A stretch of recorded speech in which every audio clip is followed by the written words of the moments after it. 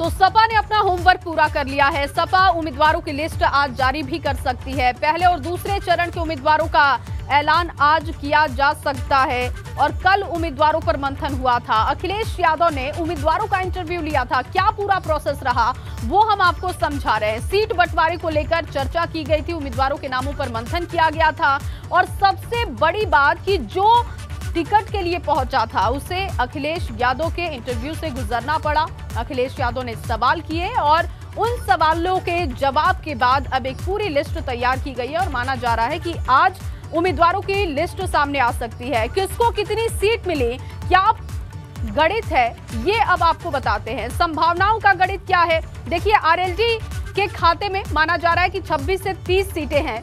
सुभाषपा के लिए 8 सीटें तय की गई हैं। महान दल के लिए 3 सीटें तय की गई हैं, जबकि जनवादी पार्टी सोशलिस्ट की बात की जाए तो इनके खाते में भी 3 सीट, अपना दल के 2 सीट फाइनल किए गए हैं, जबकि टीएमसी के लिए 1 सीट फाइनल और एनसीपी के लिए भी 1 सीट की बात अब तक सामने आ रही है। तो ये पूरा गणित है अखिलेश यादव ने जो तय किया है। माना जा रहा है कि इन्हीं तरीकों से सीटों का बंटवारा किया गया है। हालांकि जब उम्मीदवारों की लिस्ट सामने आएगी तो देखना होगा कि किसके खाते में कितनी सीटें गई हैं, लेकिन जो संभावनाओं का गणित है वो हमने आपको समझाया। चलिए अनु का रुख करेंगे। अनु, क्या अगली खबर आपके पास? बिल्कुल जया, अब हमारे संवाददाता अनुभव शुक्ला हमारे साथ जुड़ गए हैं लखनऊ से। उनके पास सीधा चलेंगे और जानेंगे कि आखिर ये गणित किस तरह से वे देख रहे हैं और क्या जमीन पर हकीकत है इन पार्टियों की। तो अनुभव, सबसे पहले बताएं कि ये जो बैठकों का दौर चल रहा है समाजवादी पार्टी में अपनी गठबंधन में सहयोगी पार्टियों के साथ, और जो यहाँ तालमेल बन रहा है वो कैसा है? टिकटों का, सीटों का बंटवारा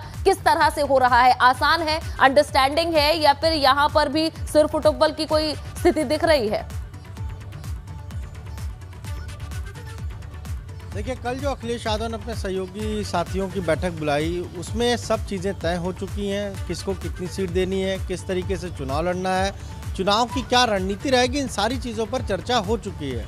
और फर्स्ट फेज, सेकंड फेज में देखिए, पहले चरण में 58 सीटों पर चुनाव होना है, दूसरे चरण में 55 सीटों पर चुनाव होना है। कुल 113 सीटों पर पहले दूसरे चरण में चुनाव होना है और माना जा रहा है कि आज एक लिस्ट जो है समाजवादी पार्टी पहले दूसरे चरण की तो जारी कर सकती है, कुछ तीसरे चरण के भी नाम हो सकते हैं। कल हमने खुद ओम प्रकाश राजभर से पूछा, हमने कहा कि भाई आप पहले दूसरे चरण में आपके लोगों को टिकट मिलेगा? उन्होंने कहा पहले दूसरे चरण में हमारा कोई भी उम्मीदवार नहीं होगा, यानी उनको पहले और दूसरे चरण में उनकी पार्टी का कोई भी उम्मीदवार नहीं होगा, यानी उनका कोई भी कैंडिडेट का नाम घोषित नहीं होगा।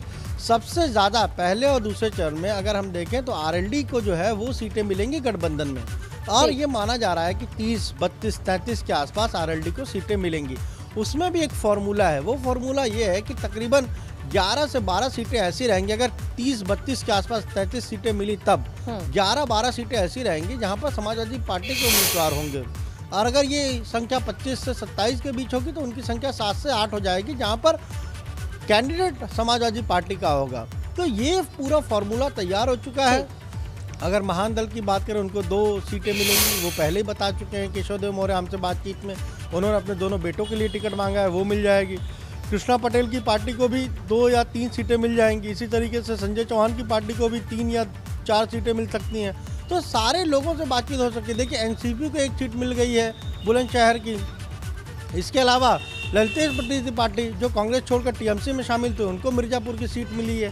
तो इस तरीके से तमाम सारे लोगों को जो सीटें हैं वो मिल चुकी हैं। बातचीत में कल तय हो चुका है। अब बस इंतजार है कि समाजवादी पार्टी की लिस्ट कब जारी होगी, कहा जा रहा है। और अनुभव, इसकी संभावना आज के लिए भी जताई जा रही है और देखना होगा कि क्या आज ये पहली लिस्ट समाजवादी पार्टी की गठबंधन की आती है नहीं। अनुभव, शुक्रिया इस पूरी जानकारी।